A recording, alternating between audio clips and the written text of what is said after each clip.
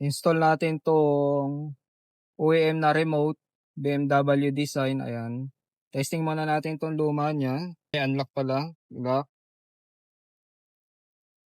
unlock. Tapos ito yung bago, wala pang response. Ngayon ipo-program muna natin.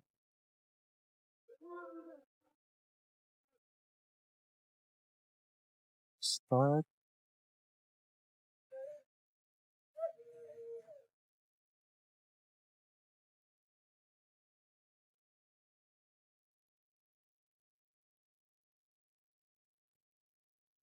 Tapos lagay natin ito sa slot.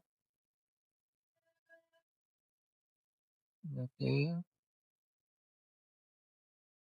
Tapos connect natin itong isa natin bago. No. Okay na. Okay na siya. Tapos exit lang tayo.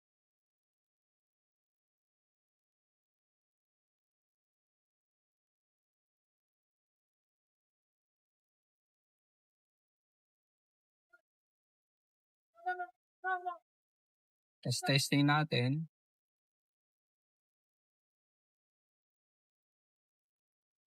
Testing lang natin. Lock,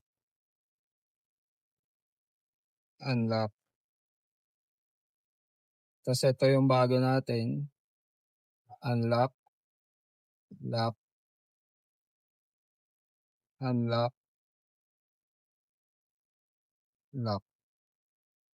Tapos ngayon papalayo natin tong isa. Papalayo lang natin tong isang remote natin. Tapos i-start natin. Ayan. Unlock, lock.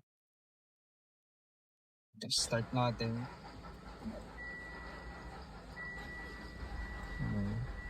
Maandar siya gamit itong remote na to.